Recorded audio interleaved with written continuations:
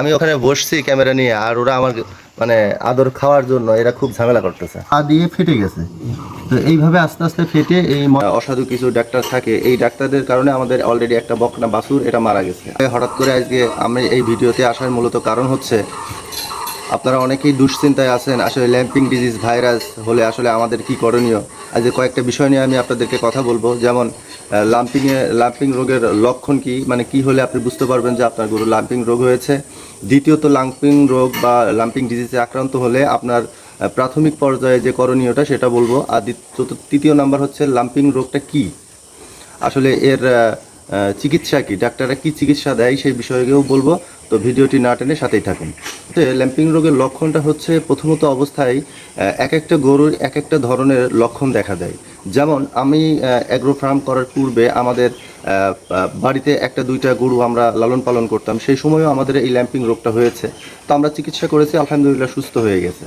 তো সেই আলোকে একটু জ্ঞান বা অভিজ্ঞতা আছে। তো ল্যাম্পিং রোগের লক্ষণটা হচ্ছে, এবং আমি আরেকটা বিষয় না বললেই নয়, আমাদের আরেকটা গরু ছিল যেটা ল্যাম্পিং রোগের ভুল চিকিৎসার কারণে, ডাক্তারদের গাফিলতির কারণে, অসাধু কিছু ডাক্তার থাকে, এই ডাক্তারদের কারণে আমাদের অলরেডি একটা বকনা বাছুর এটা মারা গেছে। আর আমার এখন যে বর্তমান সিচুয়েশন পরিস্থিতি, আশেপাশের চতুর্দিকে আপনার এই ল্যাম্পিংয়ের ডিজিজের আক্রান্ত হারটা বেশি যদি টিকা না দেওয়া থাকে। তো যাই হোক, আমরা মূল আলোচনায় ফিরে যাই।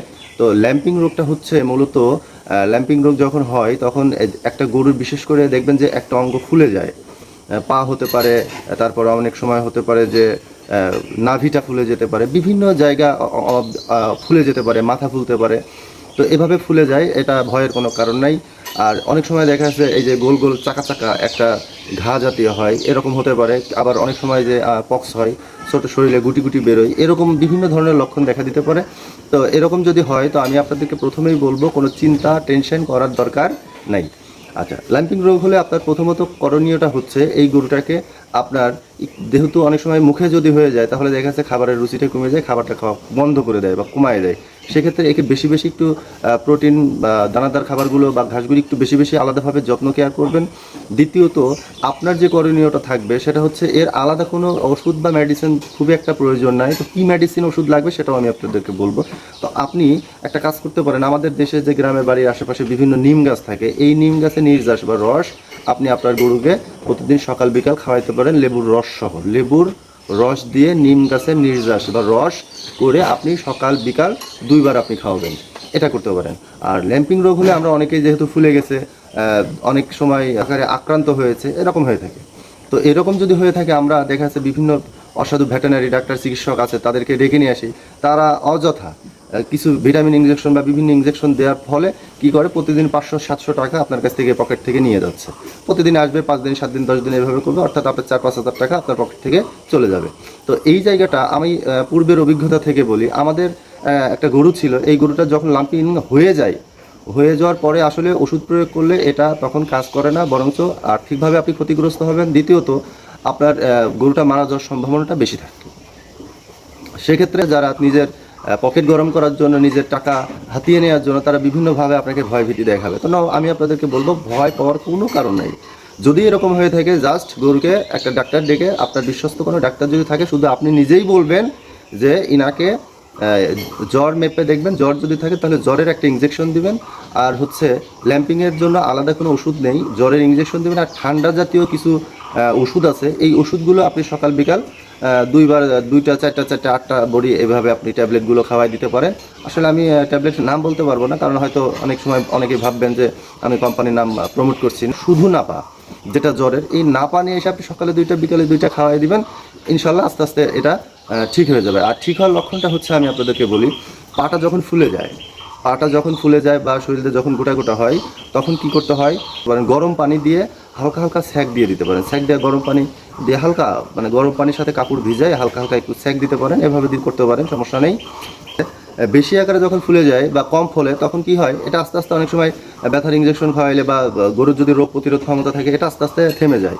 আর যদি এটা বেশি আকার ধারণ করে, তাহলে আপনি যত ওষুধই করেন কোনো কাজ হবে না, যত দামি ওষুধই করেন কোনো কাজ হবে না। আমরা আমাদের কুষ্টিয়া ভেটেরিনারি সবচেয়ে বড় সার্জন যিনি ছিলেন, ওনার সাথেও আমরা যোগাযোগ করেছি, বলছে আপনি যখন ল্যাম্পিংটা হয়ে যায় তখন আপনি যত ওষুধই দেন কোনো কাজ হবে না, বরং সে এর প্রতিক্রিয়া ঘটবে।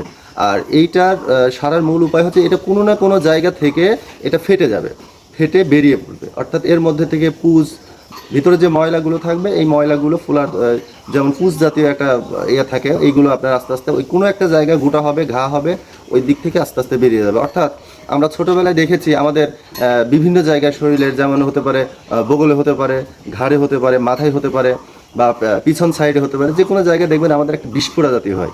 তো এইটা আপনি ওষুধ খাইলে কিন্তু কমে না, এটা আস্তে আস্তে কোনো না কোনো জায়গায় পেকে এটা বেরিয়ে যায়। ঠিক সেম এটা আপনার যদি হয়ে থাকে, তাহলে ফুলার রোগ যদি হয়ে থাকে, তাহলে আপনার আস্তে আস্তে এটা এমনিতেই বেরিয়ে যাবে। আর বেরিয়ে গেলে শুধু আপনাকে একটা কাজ করতে হবে, সেটা হচ্ছে ব্যথার ইঞ্জেকশন বা ব্যথার ওষুধ। আর জ্বর ঠান্ডা, এটা অতিরিক্ত যেহেতু ব্যথা হয়, গরু জ্বর এসে যায়, জ্বর থেকে ঠান্ডা হয়ে যায়, তো এই জ্বর ঠান্ডার ওষুধ খাওয়ালেই ইনশাল্লাহ ঠিক হয়ে যাবে।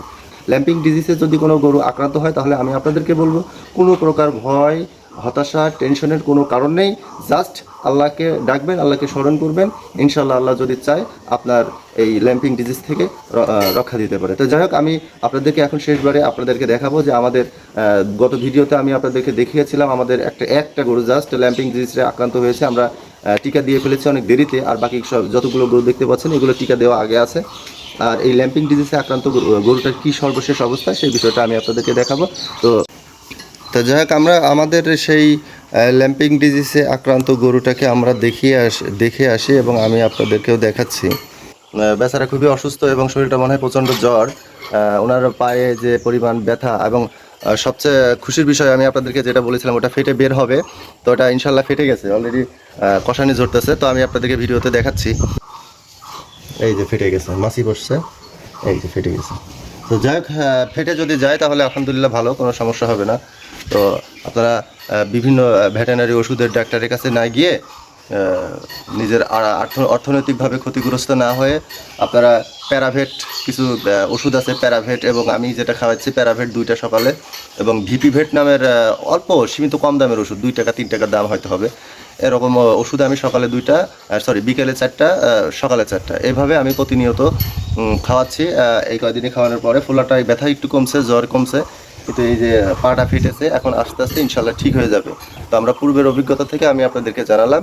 তো ভিডিওটি যদি ভালো লাগে তাহলে আমাদের সস্তা এগ্রো চ্যানেলের পেজ আছে, ফেসবুক পেজ, এবং সস্তা এগ্রোর ইউটিউব চ্যানেল আছে, সবাই ফলো দিয়ে সাবস্ক্রাইব করে সাথেই থাকবেন। আসসালামু আলাইকুম।